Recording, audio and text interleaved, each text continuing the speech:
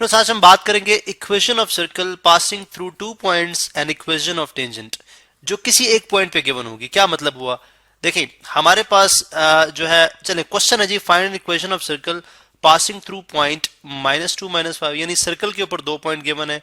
एक है -2, this is point A, let's say this point A is -2 and -5, ठीक है। और इसके बाद 2 पॉइंट्स हैं, तो दूसरा पॉइंट भी सर्कल के ऊपर गिवन है। पॉइंट बी जो है ये है जी 4 एंड 3। अब ये दो पॉइंट्स गिवन है।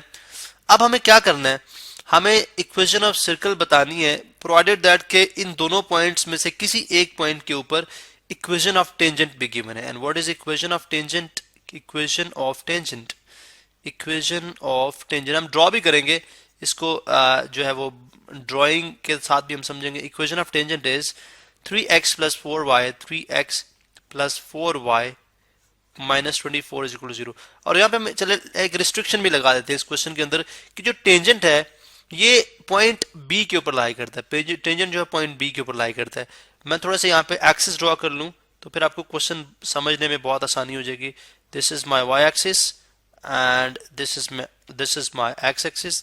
थोड़े से रफली मैं इसको ड्रॉ करूंगा, ठीक है, just to give you a concept. This is my x axis, this is my y axis, ठीक है। अब देखिए एक पॉइंट है 4 3 1, चले मैं सपोज 1 2 3 4, यानी x is 4 and y 3, 1 2 and 3. So this is the point, which point? This is point B, which is 4 3, and point A कहाँ पे है? -2 -5 -1, सॉरी थोड़ा सा बड़ा बनाते हैं इसको, -1 -2 and -5, 1 2 3 4 and this is 5. So this point is -2 -5, ठीक है। अब ये दो पॉइंट्स गिवन है। अब डेफिनेटली सर्कल जो बन रहा होगा वो थोड़ा सा बड़े साइज में होगा, ठीक है, समवट लाइक दिस, ठीक है। चले हम रफली बना रहे हैं just to give you an idea. Let's suppose चले ये सर्कल है, ठीक है। अब ये वो सर्कल है। अब वो कह रहा है जी दो पॉइंट्स गिवन है और साथ क्या गिवन है? साथ इक्वेशन ऑफ टेंजेंट। अब टेंजेंट क्या होता है?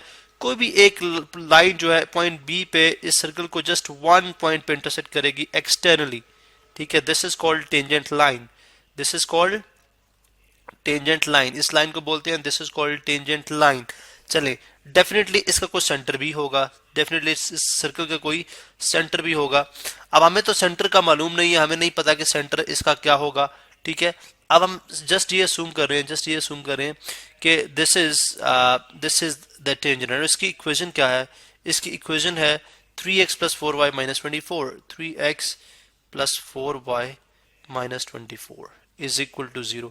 अब हमने, आपको याद होगा, अब हमने इस गिवन इंफॉर्मेशन से, क्वेश्चन क्या है, इस गिवन इंफॉर्मेशन से बताएं कि जो सर्कल बन रहा है इसकी इक्वेशन क्या है, what is the equation of this circle. अब वो बताने के लिए हमें एक बात तो जो हमें पता है, जो कि हम जिस पे हम ऑलरेडी बात कर चुके हैं, कि general form of equation of circle, यानी सर्कल की जो इक्वेशन होगी वो किस तरह की होगी। डेफिनेटली वो होगी x² + y² + 2gx + 2fy + c is equal to 0, ठीक है। c is equal to 0। अब ये जो है वो हम फाइंड आउट करना चाह रहे हैं, इक्वेशन ऑफ सर्कल हम इस फॉर्म में फाइंड आउट करना चाह रहे हैं। इस तरह की ही इक्वेशन हम फाइंड आउट करेंगे जो कि सर्कल, इस सर्कल की इक्वेशन को रिप्रेजेंट करेगी, प्रोवाइडेड दैट कि हमारे पास g, इसमें जो कांस्टेंट इस्तेमाल करें हम कौन सा है? g है, ठीक है। फिर f है, सॉरी f में 2b हो गया, फिर f है एंड देन c है। अगर हमें तीन ये पॉइंट्स मिल जाए तो हम इस सर्कल की इक्वेशन बता सकते हैं वो कितनी होगी। अब इन तीन पॉइंट्स को ढूंढने के लिए हम किस तरह से ढूंढ सकते हैं इनको? अब देखें, सबसे पहली बात है, चूंकि point A, this is point A and this is point B, point A और पॉइंट बी सर्कल के ऊपर ही लाई करते हैं, इसका मतलब है ये दोनों जो पॉइंट्स हैं ये इस जनरल इक्वेशन ऑफ सर्कल को सेटिस्फाई करते होंगे, ये जनरल इक्वेशन ऑफ सर्कल को सेटिस्फाई करते होंगे। यानी अभी मैं जो कुछ भी करूंगा, अभी मैं जो कुछ भी आगे करूंगा, जो भी टेक्निक्स अप्लाई करूंगा, वो जी, एफ एंड सी को फाइंड आउट करने के लिए होंगे, सी को फाइंड आउट करने के लिए होंगे, ठीक है। अब लेट्स से मैं कहता हूं जी कि लेट्स से जो ये दोनों पॉइंट्स हैं सर्कल के ऊपर लाई करते हैं, तो अगर ये ऊपर लाई करते हैं तो सी को इनको सेटिस्फाई करते हैं। सेटिस्फाई करने का क्या मतलब है कि अगर मैं इसके ऊपर इसके x² की जगह, यानी this is abscissa this is my X and this is my Y, इस तरह this is my X and this is my Y, लेकिन चलें इसको हम x1 y1 कह लें, इसको x2 y2 कह लें, जस्ट टू डिफरेंस, ठीक है। तो x जनरली तो ये xy ही है, ठीक है, तो मैं x की जगह चले पॉइंट फॉर पॉइंट a, ठीक है, फॉर पॉइंट a, क्योंकि ये दोनों पॉइंट्स लाई कर रहे हैं, ठीक है, आप लिख सकते हैं since points a and b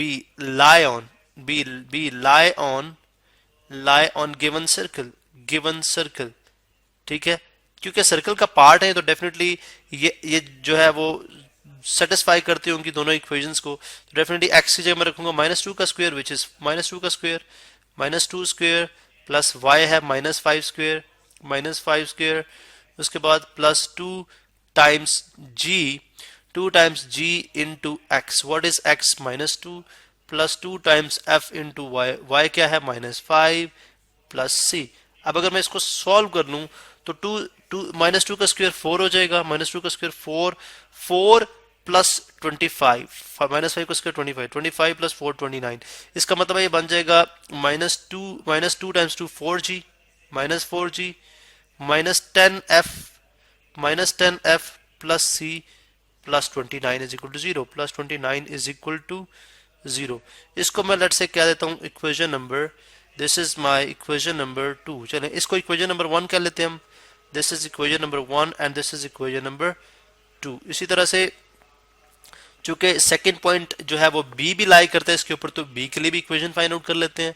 वो कैसे फाइंड आउट करेंगे पॉइंट बी के लिए, वो 4 और 3 है, तो डेफिनेटली मैं x की जगह 4 का स्क्वायर और उसके बाद y की जगह 3 का स्क्वायर, ठीक है, आगे plus 2 times g into 4 plus 2 times f into 3 and plus c is equal to 0।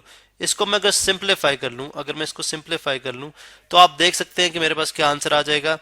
4 का स्क्वायर 16 प्लस 9, ठीक है, चले पहले 4 2 8g पहले मैंने लिख लिया 8g प्लस 6f, ठीक है, plus c plus 16 plus 9 is 25 is equal to 0। This is my equation number 3, ये मेरी इक्वेशन नंबर क्या है, this is my equation number 3। अब देखें जो डेफिनेटली जो लाइन जो गिवन लाइन है टेंजेंट लाइन है, ठीक है, ये सर्कल को किस पॉइंट पे टच कर रही है, जो है सर्कल को किस पॉइंट पे टच कर रही है, 4 3 पे टच कर रही है ना, बिकॉज देखिए हमने बात की थी जो टेंजेंट होगा वो 4 3 पे ड्रॉ होगा। अगर टेंजेंट 4 3 पे ड्रॉ होगा, ठीक है, तो इसका मतलब है कि ए लाइन यानी ऐसी लाइन जो परपेंडिकुलर यानी इससे जो perpendicular line, I don't know वो लाइन क्या होगी, ठीक है, लेकिन इससे जो परपेंडिकुलर लाइन होगी, ठीक है, जो कि हम बात करें जिस सेंटर से पास करेगी, ठीक है, तो जिससे परपेंडिकुलर लाइन है, इस पॉइंट से परपेंडिकुलर लाइन होगी, इसकी इक्वेशन क्या होगी, what is the equation of this line, इस लाइन की इक्वेशन क्या होगी, तो हम फाइंड आउट कर सकते हैं बिकॉज हमारे पास ये पॉइंट मौजूद है और इस लाइन की स्लोप हमारे पास आ सकती है। कैसे आ सकती है, बिकॉज हमारे पास इस गिवन लाइन की स्लोप मालूम है जो कि हम इस इक्वेशन से फाइंड आउट कर सकते हैं, और दो परपेंडिकुलर लाइन की स्लोप का प्रोडक्ट -1 के इक्वल होता है। सो बाय यूजिंग दिस स्ट्रेटजी मैं इसको फाइंड आउट करने की कोशिश करता हूं, ठीक है। गिवन हम यहाँ पे सॉरी प्रेजेंटेशन भी बात कर रहे हैं, ठीक है, the line since since tangent line tangent line है क्या, टेंजेंट लाइन है जी 3x plus 4y minus 24 is equal to 0 touches circle किस पॉइंट पे टच करिए, at point B which is क्या है, जो क्या है 4 3 है, ठीक है। सो इस लाइन अगर ये इसको 4 3 पे टच करिए, देखिए अगर इसको 4 3 पे टच करिए तो हमने क्या फाइंड आउट करना है, ए लाइन थ्रू, ठीक है, ए लाइन थ्रू पॉइंट बी यानी एक ऐसी लाइन जो पॉइंट बी से पास करे and perpendicular to it and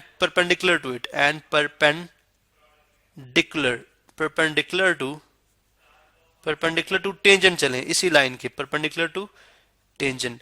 अब वो किस तरह से की जाएगी, अब इसी बात को हम कंटिन्यू करेंगे अपने नेक्स्ट वीडियो के अंदर, बिकॉज टाइम की शॉर्टेज की वजह से हम जो है वो फर्दर नेक्स्ट लेक्चर पे जाते हैं और हम देखते हैं कि हम किस तरह से इस लाइन को फाइंड आउट करेंगे, फिर उसको इस्तेमाल करते हुए जी, एफ और सी की वैल्यूज कैसे फाइंड आउट कर सकते हैं, और उन वैल्यूज को जस्ट हम इस गिवन इक्वेशन में इंसर्ट करेंगे तो हमारे पास गिवन इक्वेशन ऑफ सर्कल आ जाएगी।